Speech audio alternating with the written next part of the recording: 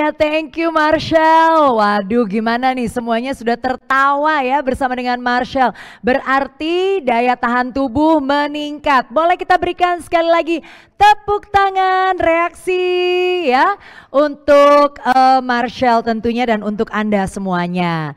Nah baik, sekarang kita kembali lagi nih ke acara kita. Dan pastinya ya Bapak Ibu, para hadirin yang saya hormati, dalam kehidupan di masa-masa sekarang, di masa pandemi COVID-19, ini masyarakat dan tentunya kita merupakan bagian dari masyarakat ya, harus merubah dan juga bukan saja merubah gaya tapi juga kebiasaan. Ya, kebiasaan diri untuk apa? Untuk dapat hidup berdampingan dengan COVID-19. Bagaimana virus ini, virus corona masih terus ya bermutasi, atau apa saja gejala-gejala serta pencegahan yang harus kita lakukan, kita waspadai terhadap COVID-19 ini. Nah karena itu bersama dengan saya sudah bergabung Bapak Saleh Husin, Managing Director Sinarmas. Beliau juga merupakan Menteri Perindustrian Republik Indonesia periode 2014 sampai 2016 yang juga seorang penyintas COVID-19. Dan ada Dr. Vito Damai, SPJP MKes. Beliau adalah dokter spesialis jantung dan pembuluh darah.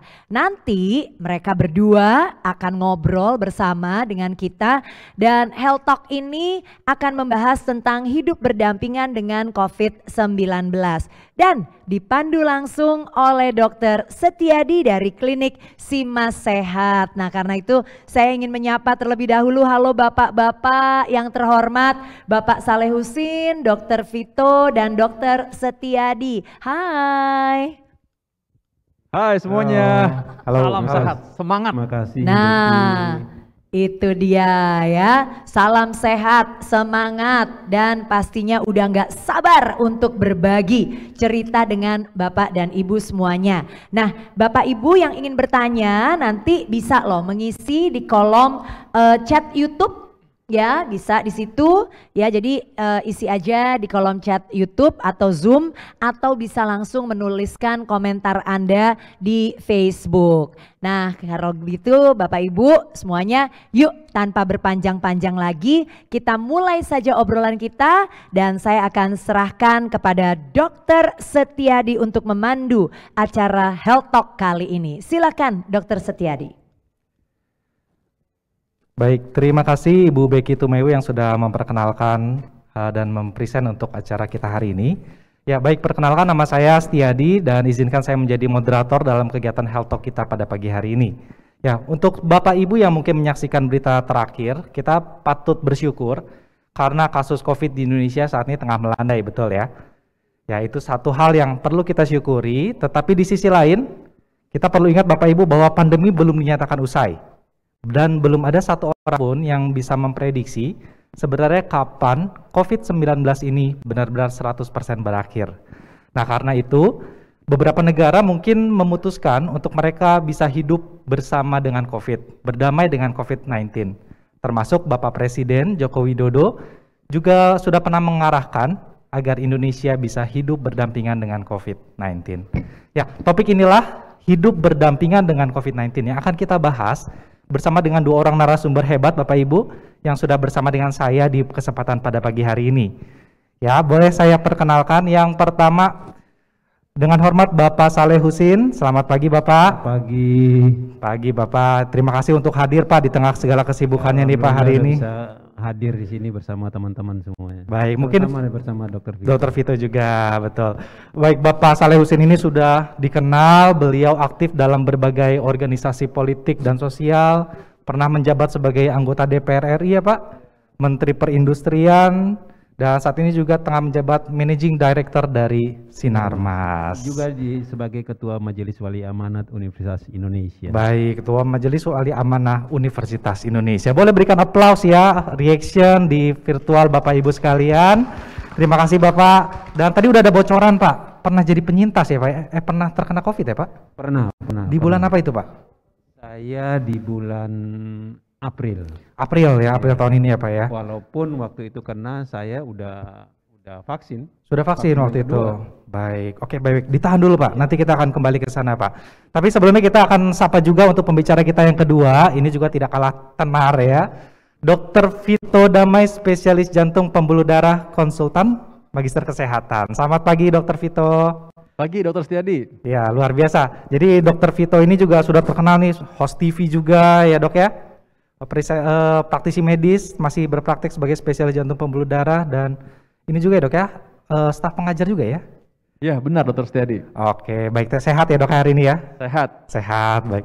Nah sekarang kan kasus lagi melandai nih dok, dokter kan sebagai salah satu nakes di garda terdepan kita. Memang kalau di lapangan kondisi sedang menurun kasus COVID-19 dok?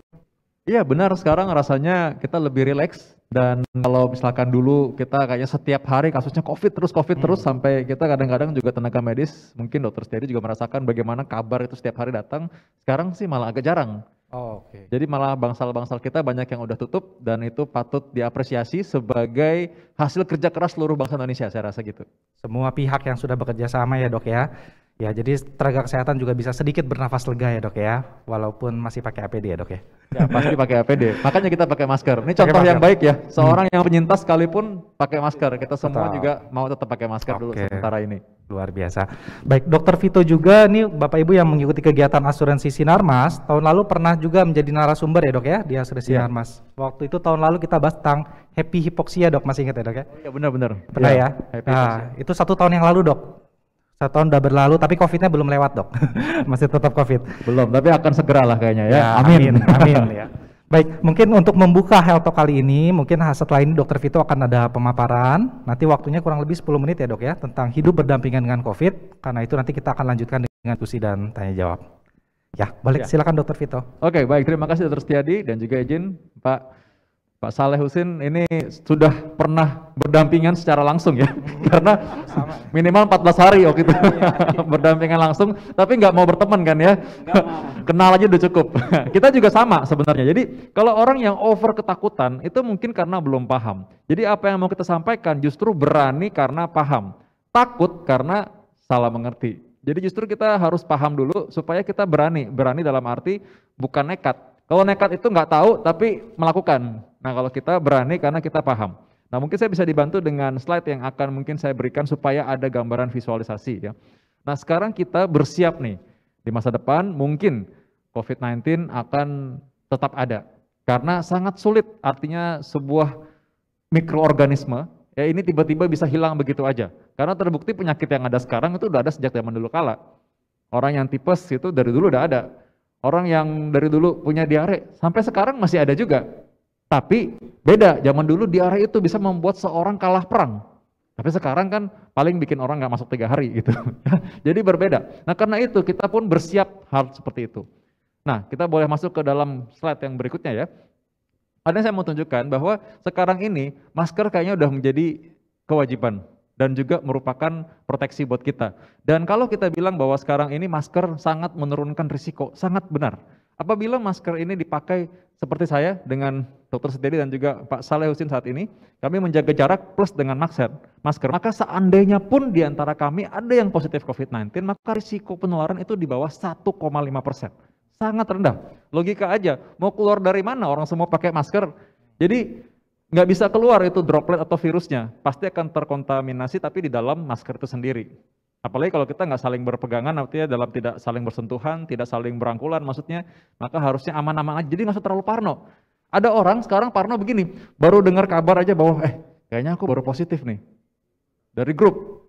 Langsung dia bilang, dok kayaknya saya juga mau swab. Saya bilang, kenapa? Saya bilang, tadi dari grup katanya ada orang positif. Tapi kan Anda kan nggak ketemu dia.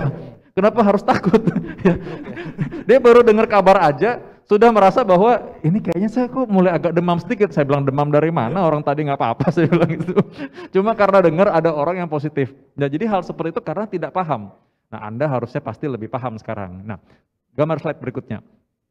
Sekarang itu orang kadang-kadang terlalu sering cek. Jadi datang ini dokter, Pak Saleh, datang ini ke kita, ke dokter, itu kadang-kadang sudah bawa periksa di dimer. Dok, di dimer saya tinggi. Saya bilang, siapa yang suruh periksa? Saya bilang gitu. Nilai normal 500 ya, itu tertulis 501. Saya mesti minum pengencer darah. Saya bilang, nggak perlu. Saya bilang gitu. Buat apa minum pengencer darah? Siapa yang suruh juga periksa? Nggak ada sih, pengen cek aja gitu. Ya. Lalu mereka cek, dok ini antibodi saya habis divaksin kok cuman segini ya? Saya bilang, yang suruh periksa siapa? Saya bilang gitu. Dia sendiri mau ngecek sendiri. Saya bilang, bukan itu patokannya. Nanti kita akan jelaskan, mungkin kalau ada waktu kita akan bahas ya. Apa sih, kenapa sih harusnya kita nggak perlu terlalu memikirkan mengenai hal tersebut. Nah jadi sama kalau misalkan sekarang, oke, udah tahu, masa udah setahun setengah masih panik juga. Ya kan udah tahu, oke, swab positif ya, udah tahu dong harus dilakukan apa, ya udah tahu konsekuensinya. Atau kalau lagi demam, ya udah oke, demam seperti flu, udah pastilah mirip ya. Pandemik sekarang ya wajar aja di swab. Lama-lama kan orang juga udah tahu, memang demikian protokolnya. Sama kayak kita cuci tangan sebelum makan, udah biasa kan? Coba dulu. Jatuh dikit, belum 5 menit dimakan. Ambil lagi sayang dok. Ya kadang-kadang demikian, terus terang aja kadang-kadang dokter juga mungkin lupa ya, habis periksa pasien nggak cuci tangan ngambil bakwan goreng, misalnya gitu ya. Kadang-kadang ada yang begitu. Tapi artinya sekarang kita lihat bahwa orang awam sekalipun, kalau mau makan cuci tangan dulu. Nah itu hal yang kemajuan, itu lama-lama akan terbiasa ya. Jadi kalau misalkan kita nanti ada orang mungkin di antara bapak-bapak, ibu-ibu sekalian misalnya ternyata COVID-19, tenang aja ya udah oke, pakai masker di rumah, coba cek, periksain apa aja. Kalau misalkan Anda bisa sebenarnya periksa foto ronsen minimal, karena supaya tahu, jangan membilang, oh saya ini kategori, saya OTG dok kemarin, jadi saya memutuskan di rumah aja gitu. Saya bilang, oh jadi nggak ada keluhan nih? Ya paling pusing-pusing, badan agak meriang dikit, sama ini dok, tenggorokan ada serak, tapi ya saya OTG. Saya bilang itu bukan OTG pak, OTG tanpa gejala, bapak tuh gejala udah. Jadi yang menentukan OTG itu bukan Anda sendiri sebenarnya, yang menentukan OTG itu coba dokter itu. Misalnya dokter Setiadi yang bilang, oh ya ini OTG rawat di rumah, itu lebih benar. Ya, bukan berarti Anda bilang OTG padahal gejalanya banyak. Ya jadi seperti itu, Anda sebaiknya kalau memang tidak yakin nggak apa-apa, itu oke, dan kita periksa atas dasar ada indikasinya ya. Nah berikutnya lagi yang penting, yang kalau kita menghadapi pasien dengan misalkan COVID-19, Anda sudah penyintas, di swab hampir tiap hari, dok kenapa nggak negatif nih? Udah 1 bulan di swab, saya bilang yang suruh swab buru-buru siapa sih kemarin? Di swab tiap hari, saya bilang masih belum, baru juga 5 hari di rumah gitu kan, masih belum, tenang aja, sabar gitu. Yang penting klinisnya. Jadi artinya tidak terpaku pada hasil pemeriksaan tersebut. Aduh dok, saya sampai kantong, sampai kempes nih.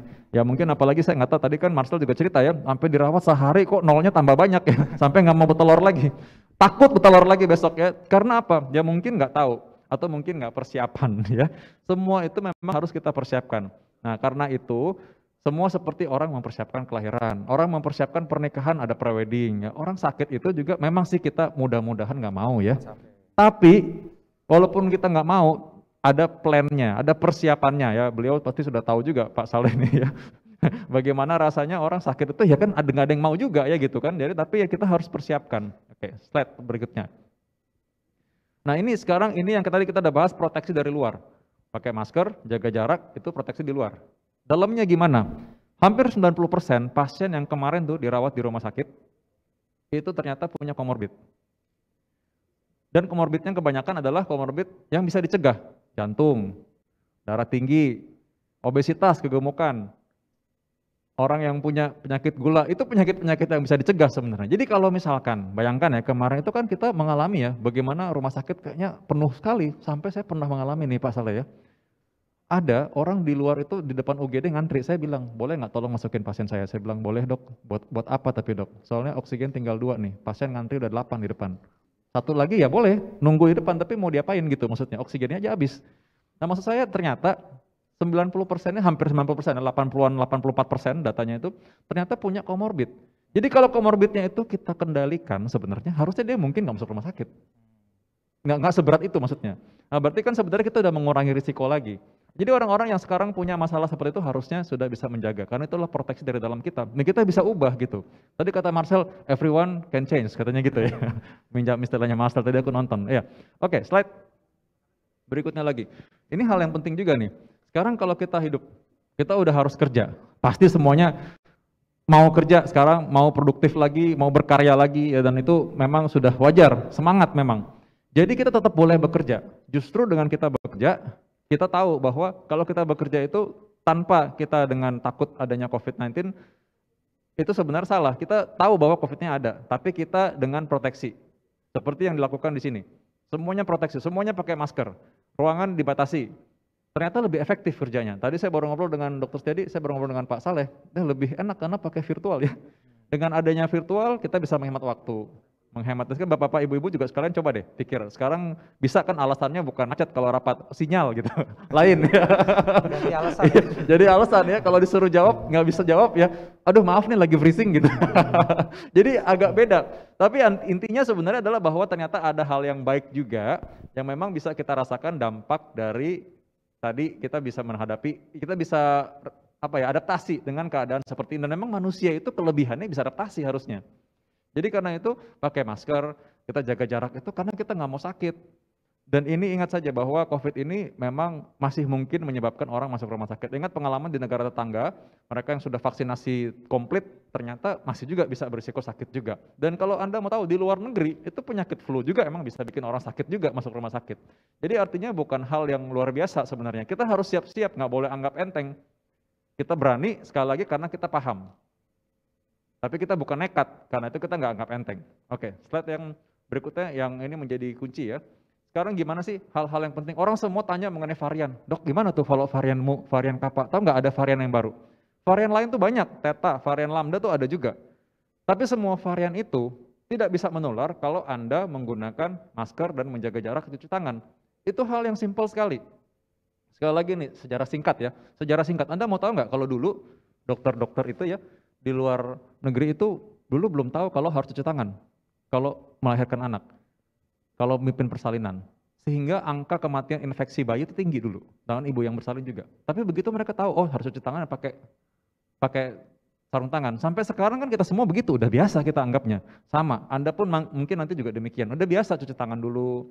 Kita kalau ada yang sakit, oh pakai masker, udah tahu gitu, sadar diri. Dan kita nggak sembarangan. Ya punya vaksinasi berarti kita persiapan. Kita selalu ikhtiar nggak mau sakit. Tapi kalau seandainya pun ternyata terkena penyakit, maka vaksinasi ini membuat kita lebih ringan harusnya dibandingkan kalau kita nggak divaksinasi. Ya oke, boleh slide lagi? Segala sesuatu dalam hidup kita, itu kita perlu persiapan. Sekali lagi aku bilang bahwa orang, oh ya kita mau nabung nih buat persiapan di masa depan mau jalan-jalan. Jalan-jalan aja dipersiapin kan? Kenapa orang punya P3K di rumah? Apa mengharapkan sakit? Enggak. Tapi kalau misalkan ada yang lecet, ada yang luka, bisa dikasih perban, kasih obat merah dulu gitu. Kenapa orang mempersiapkan, oh saya nanti mau wedding nih, apa masa tiba-tiba wedding besok ya gitu kan? Jarang lah kayaknya ada yang kayak gitu. Pasti dipersiapkan dulu, bahkan pre-weddingnya aja bisa berjilid-jilid ya sekarang. Ya, foto-fotonya udah panjang, saya bilang ini nikahnya kapan sih? Foto terus. Sama, dalam hal itu kita, sakit pun sebenarnya kita harus persiapkan diri. Artinya bukan kita mau, tapi kita ikhtiar selalu sehat. Tapi seandainya pun nih, ternyata diizinkan, ternyata ada penyakit yang mampir gitu ya. Jangan berat-berat banget, jangan ngerepotin orang lain, jangan ngerepotin keluarga di rumah. Contohnya misalkan ya tadi, Anda menjaga diri tetap sehat, supaya kalau sakit nggak berat-berat banget. Anda menjaga diri dengan apa? Vaksinasi komplit, supaya kalaupun ternyata nanti COVID ini mampir gitu ya, mau temenan sama kita, ya nggak deket-deket terlalu lama, dia cepat perginya gitu. Ya, jadi kita juga nggak jatuh sakit terlalu cepat. Nah, jadi semua itu sekali lagi butuh sedia payung sebelum hujan. Nah, semoga kita semua tetap sehat dalam lindungan Tuhan dan semoga pandemi cepat berlalu. Amin. Amin. Baik, terima kasih Dr. Vito. Kita berikan aplaus ya buat Dr. Vito ya, sudah materinya luar biasa, sudah memberi banyak pesan buat kita sekalian. Ya reactionnya boleh ya Bapak Ibu yang tergabung di Zoom ya. Oke, baik. Jadi Dr. Vito ini kan orang-orang pada heboh soal varian baru yang tadi dokter bilang Mu dan lain-lain. Nah sebenarnya itu memang perlukah kita khawatir dan stres dengan varian-varian yang mau datang itu dok? Ya. Kalau stres sih saya rasa nggak perlu ya. Tapi kalau waspada perlu, memang karena dia menyebar lebih cepat. Ketika orang tidak memakai masker, dia menyebar lebih cepat. Apakah sakitnya lebih berat? Masih relatif, karena ternyata belum terbukti secara klinis demikian. Jadi masih banyak variabelnya. Tapi intinya cara penularannya, modus operandinya tuh sama. Sama aja ya dok. Sama ya? aja. Kalau pakai masker ya nggak mungkin lewat dia sebenarnya. Betul. Jadi kita nggak perlu meributkan ini varian ini dengan gejala capek, ini. Ntar variannya banyak dok. Terlalu banyak ya dok ya? Iya malah stres malah jadi sakit betulan ya Pak Saleh ya. Iya tapi tetap intinya dengan prokes itu semua bisa ya dok ya untuk diminimalisir ya dok ya. Sangat bisa diminimalisir. Sangat bisa ya. Baik mungkin kita kita ke Pak Saleh Husin dulu nih Pak. Bapak mungkin bisa diceritakan nih Pak waktu dulu apakah ada gejala atau apa sampai kok Bapak bisa tiba-tiba cek dan hasilnya ternyata positif Pak. Itu bisa di-share Pak pengalamannya. Ya, mungkin saya cerita apa yang saya alami. Jadi saya pola hidup saya sebenarnya pola hidup sehat. Berbagai kegiatan sosial apa segala macam, suatu saat saya harus ke daerah dan harus antigen. Harus swab ya Pak ya? Nah, harus swab. Begitu swab kaget saya. Waduh, kok positif? Sementara saya prokesnya ketat. Nah, akhirnya saya tarik ke belakang, rupanya dok, jadi ada satu kegiatan yang memang pagi itu saya habis, karena saya hobi olahraga, saya habis goes sekitar 60 kilo, terus langsung ada kegiatan-kegiatan, malam saya ada satu kegiatan acara. Di situ lupa saya makan bersama. makan. Nah, mungkin disitulah saya terpapar, sehingga nah begitu pas udah tahu saya positif, saya langsung dari tes antigen saya rubah, pindah lagi ke tempat untuk PCR. Begitu PCR betul positif, udah saya langsung telepon istri di rumah. Sambil pulang saya tetap tenang, saya telepon suruh istri untuk nyiapin kamar kosong, siapin berbagai macam vitamin apa segala macam. Terus begitu pasti udah dekat, saya bilang tolong pintu pokoknya terbuka, saya nggak nyentuh kemana-mana, langsung masuk kamar saya itu isolasi mandiri. Isolasi mandiri ya Pak. Udah langsung begitu masuk saya tenggak dulu, minum dulu vitamin, plus sama ada macam-macam lah. Udah sambil itu ya info ke teman-teman yang lain, begitu info, udah beberapa teman nyarankan udah Saleh daripada isoman di rumah, mendingan di rumah sakit aja. Nah waktu itu memang itu kira-kira bulan April memang ya. Belum terlalu tinggi sih. Tapi saya sebelumnya itu udah vaksin pertama dan kedua itu kira-kira di bulan Februari. Baru udah 2 bulan vaksin keduanya. Nah tapi waktu itu memang saya juga nggak ada gejala apa-apa, nggak panas, nggak ada perubahan sama sekali. Udah di rumah sakit, selama di rumah sakit itu saya diintens oleh dokter di apa segala macam, memang nggak ada perubahan. Jadi tiap pagi saya tetap dengan pola kehidupan saya pagi, walaupun dalam kamar olahraga saya, loncat-loncat selama 30 menit gitu biar keringat.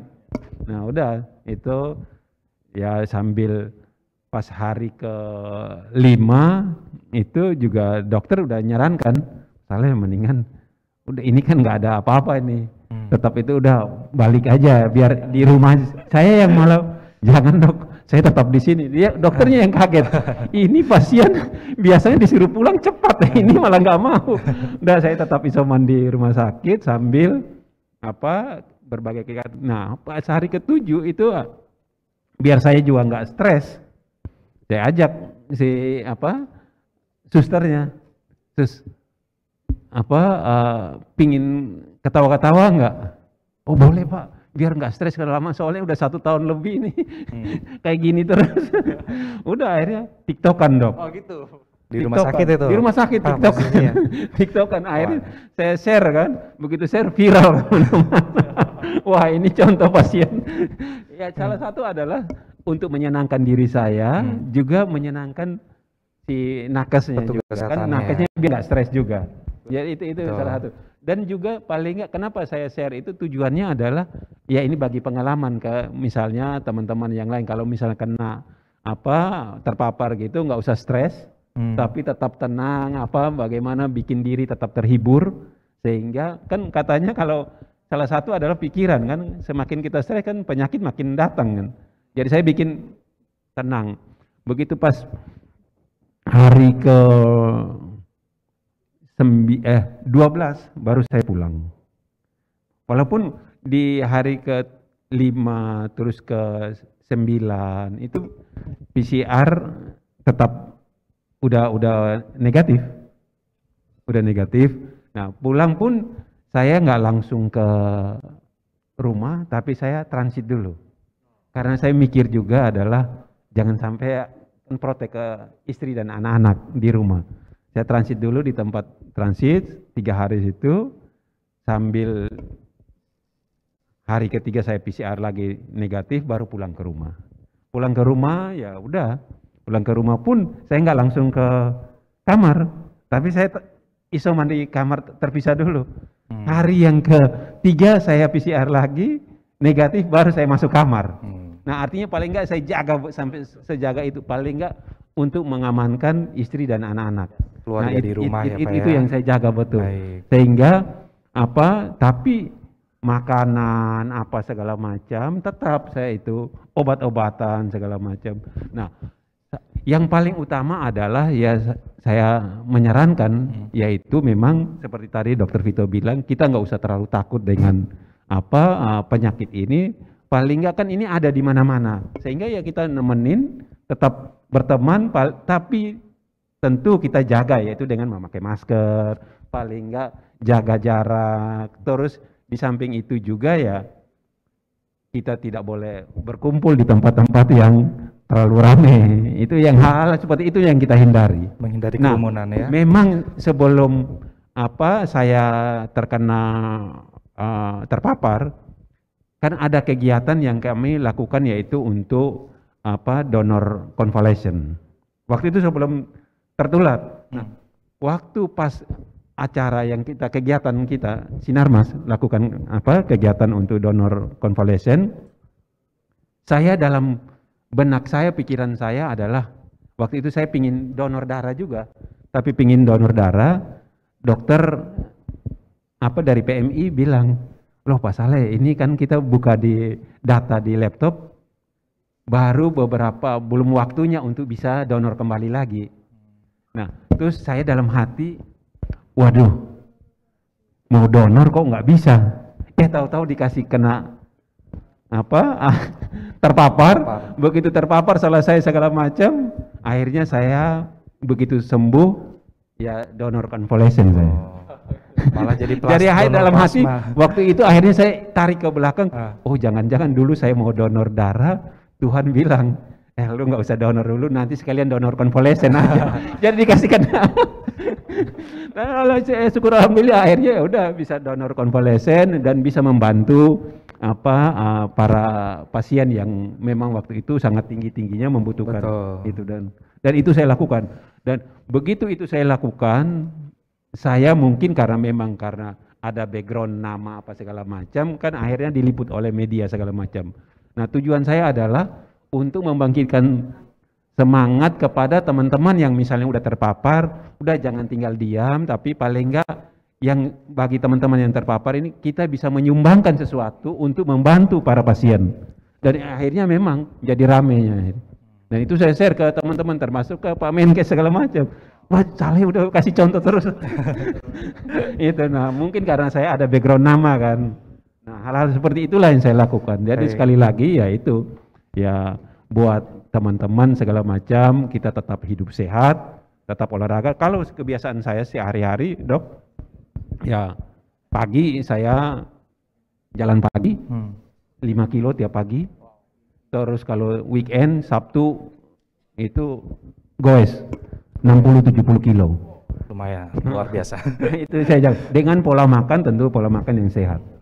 Nah itu yang harus kita jaga betul-betul. Sehingga kita sehat, tetap beraktivitas walaupun dalam keadaan pandemi seperti ini. Nah itulah yang kira-kira saya lakukan. Baik. Dokter Setiadi. Luar biasa Pak Saleh. Kita berikan aplaus juga ya buat Pak Saleh Husin ya. Saya udah mau aplaus dari tadi sebenarnya. Iya. Mau dikasih komando. Iya, jadi beliau sudah melewati menjadi survivor, penyintas, bahkan bisa menjadi pendonor konvalesens ya buat yang membutuhkan waktu itu ya, Dok ya. Yang saya bingung tadi ya, orang lagi dalam keadaan sakit kok bisa-bisanya mikirin orang lain, menghibur orang lain. Itu yang saya salut sebenarnya. Luar biasa ya. Iya, jadi begitu pas saya kena pertama kan diberitakan oleh berbagai media apa segala macam. Wah, mantan menteri perindustrian terpapar Covid apa segala macam. Udah. Akhirnya begitu itu hampir tiap 2 hari itu saya share tentang apa yang saya alami di dalam rumah sakit itu. Udah akhirnya banyak teman-teman termasuk Pak Menkes maupun beberapa petinggi-petinggi ormas segala macam, udah Pak Saleh kalau bisa terus nyampaikan share berita-berita itu dalam rangka untuk memberikan edukasi kepada masyarakat sehingga masyarakat yang nggak usah takut, nggak usah panik. Nah itulah yang saya lakukan. Saya pikir walaupun saya terpapar, saya jangan terlalu stres, saya tetap bisa sharing pengalaman ke orang yang lain sehingga orang lain bisa ngikutin apa segala macam, ya paling nggak kan dapat amal. Ya siapa tahu dengan amal itu saya cepat sembuh. Baik. Ya jadi memang selama isolasi mandiri bukan berarti kita diisi dengan hal-hal yang kita pikir ini penyakitnya berat, itu malah memperburuk ya. Nah, Dok, sebenarnya kalau isolasi mandiri, sebenarnya apa sih yang harus dipersiapkan seseorang ketika dia positif dan ternyata harus isolasi mandiri nih, Dok? Oh ya. Ini dampak dari pandemi ya. Jadi kalau dulu orang kan ada wajib keperluan zaman digital, sekarang wajib punya handphone.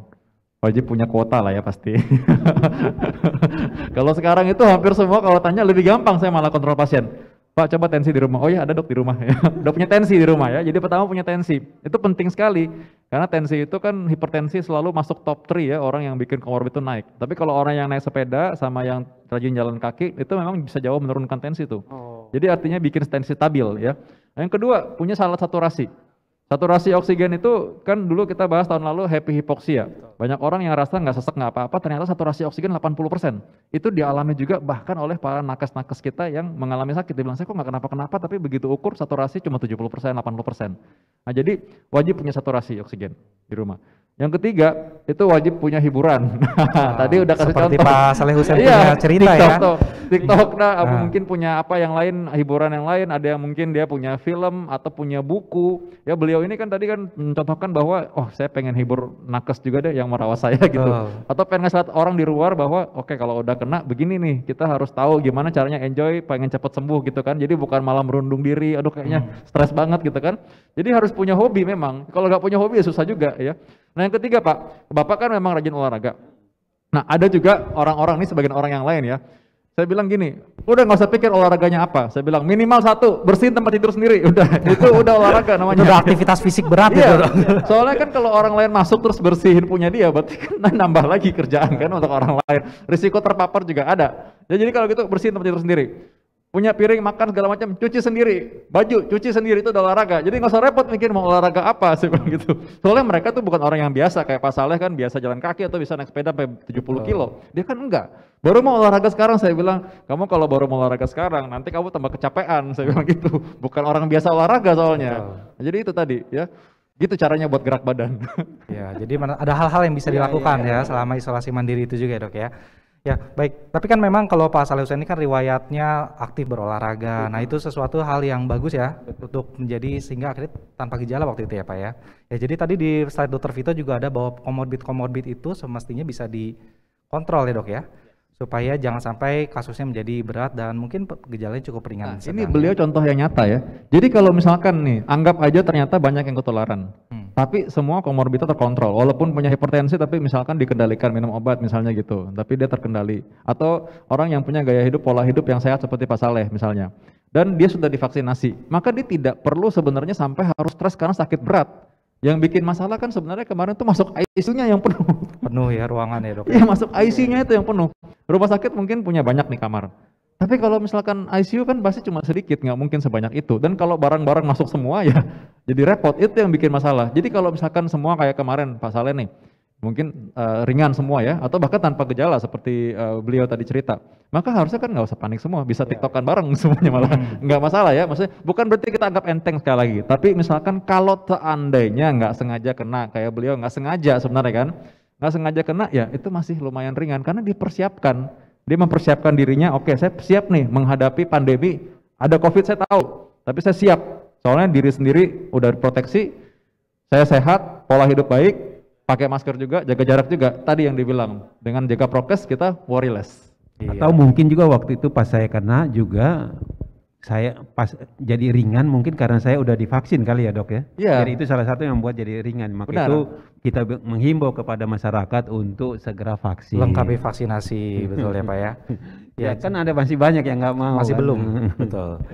Ya, jadi memang harus dipersiapkan juga sehingga ketika nanti terkena pun mungkin gejalanya hanya ringan ya. Ya. Baik, ya. Jadi mungkin Pak, kalau misalnya kembali ke Pak Saleh Husin, kan sudah sebagai penyintas.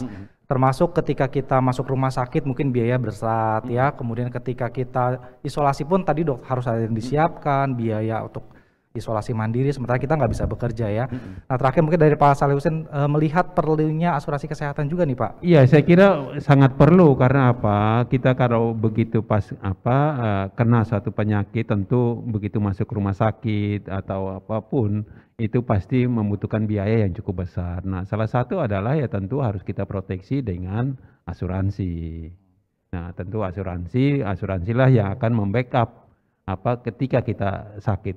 Walaupun kita nggak kepingin untuk sakit, tapi paling nggak harus dijaga.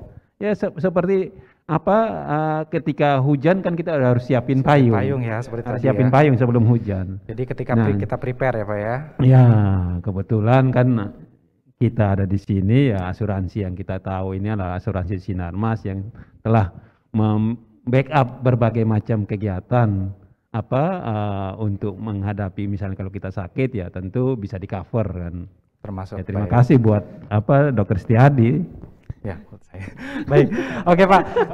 Nah sekarang kita mungkin ada pertanyaan juga nih Bapak, Pak Dokter dan Pak Saleh Husin ya. Ada pertanyaan mungkin yang sudah bergabung dari audiens kita. Mungkin ada yang bergabung dari Zoom, ada yang bergabung dari YouTube atau IG live dari Asuransi Sinarmas. Boleh mungkin ada pertanyaan yang ingin ditampilkan?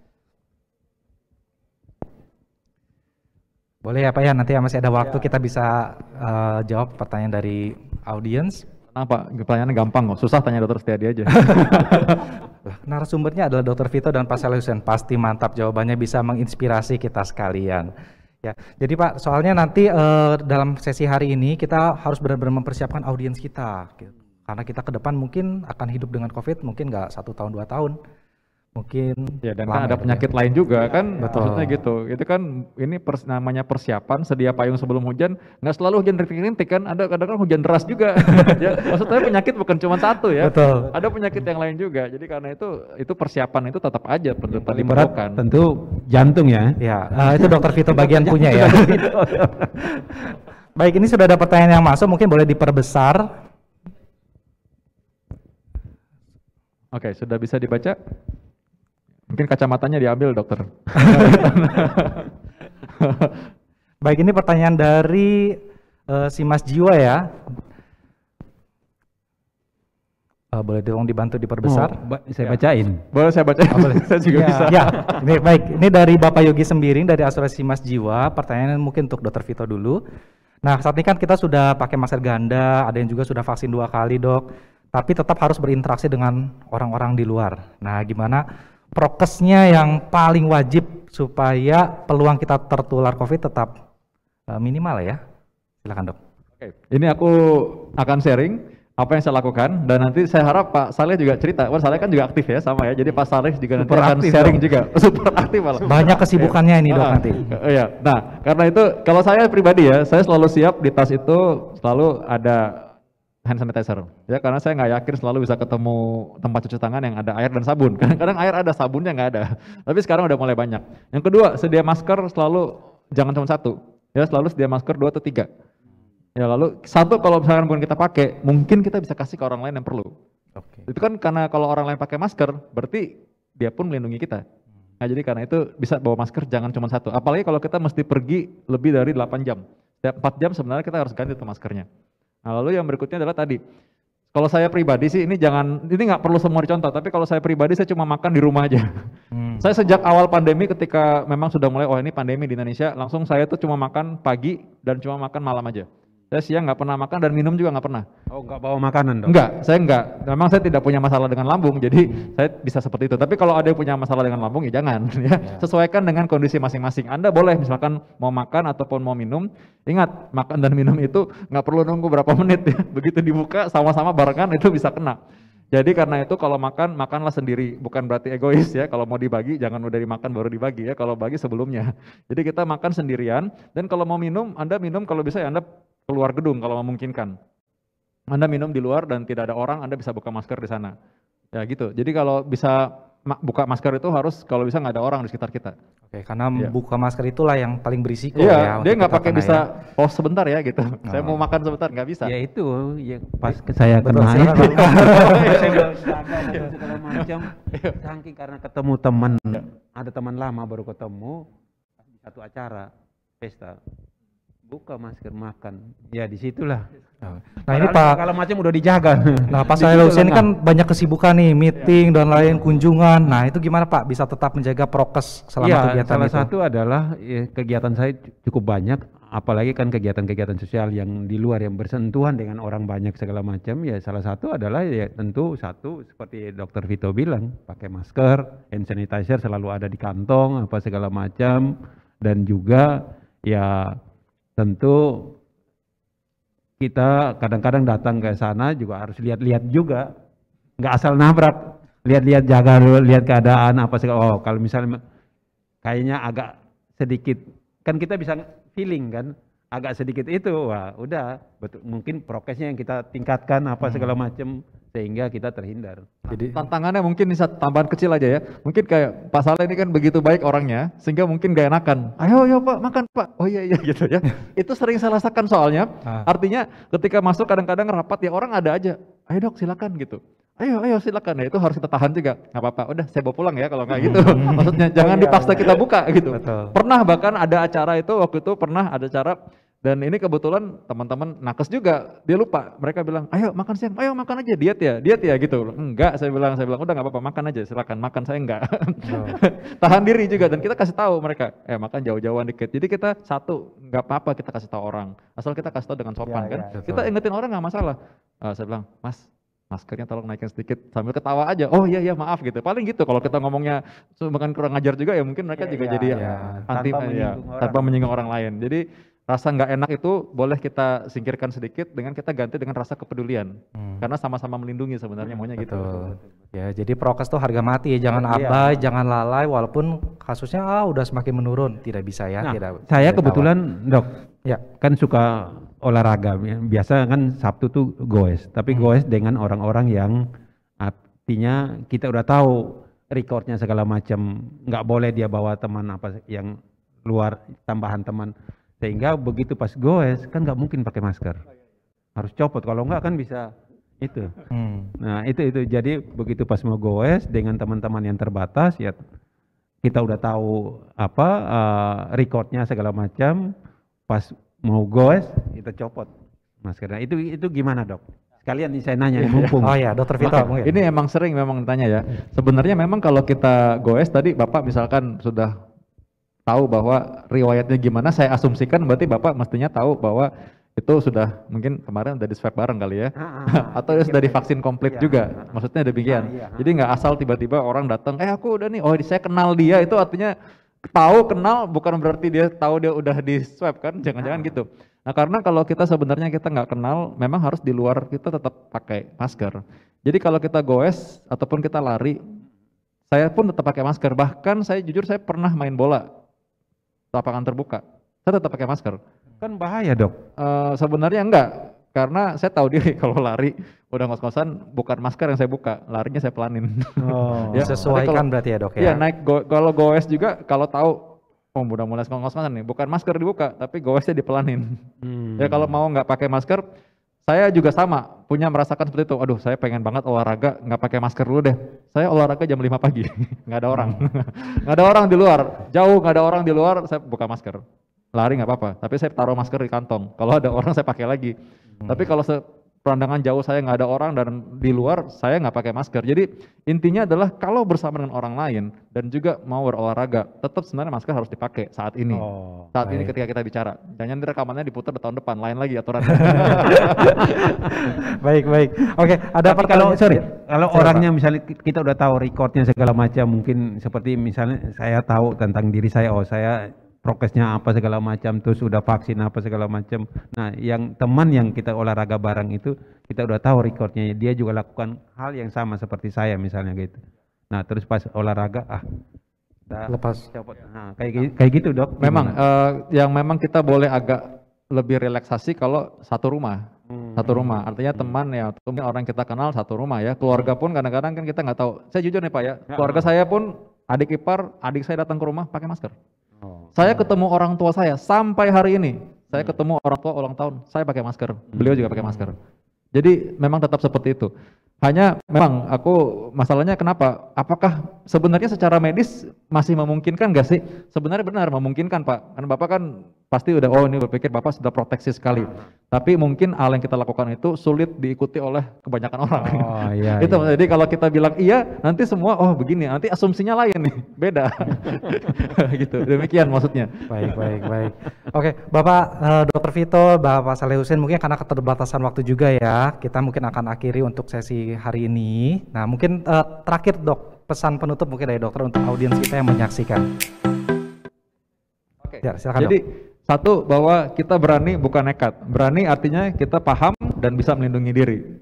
Yang kedua adalah kita bukan tidak perlu stres sih pasti ada. Tapi kita tahu, karena kalau misalkan kita menghadapi penyakit, kita tahu kelemahan dia di mana. Yang ketiga, optimis. Ikutin tadi Pak Saleh Husin bilang apa. Kalaupun terkena penyakit, kita udah tahu, udah siap-siap. Ada plannya, selalu sedia payung sebelum hujan. Baik, terima kasih Dr. Vito. Terakhir Bapak Saleh Husin, ada pesan untuk audiens kita hari ini, yang Pak? paling utama adalah dengan keadaan sekarang ini kita harus mempersiapkan diri betul-betul dan kita harus tetap bergaul dengan pandemi ini. Mau nggak mungkin ini kan hilang. Nah, salah satu adalah tentu juga dengan diproteksi dengan asuransi sehingga ketika kita misalnya terkena penyakit atau ya tentu ada yang mengcovernya sehingga kita tidak menyulitkan keluarga. Baik. Terima kasih. Beri pause kepada kedua pembicara yang sudah luar biasa membagikan inspirasi dan juga ilmu-ilmunya pagi hari. Terima kasih Bapak, tetap berkarya, tetap sehat. Ya, baik. Sebagai penutup, Bapak Ibu, bahwa pandemi memang belum usai dan kita jangan sampai terlena dengan euforia karena kasus kita semakin menurun. Tetapi mari kita tetap jaga diri kita dan orang-orang yang kita sayangi di sekitar kita. Tetap lakukan gaya hidup sehat ya Bapak. Kemudian lengkapi vaksinasi agar imun kita kuat, dan sesuai tagline kita hari ini, tetap prokes, itu wajib, dan worryless karena ada asuransi Simas Covid dari asuransi Sinarmas.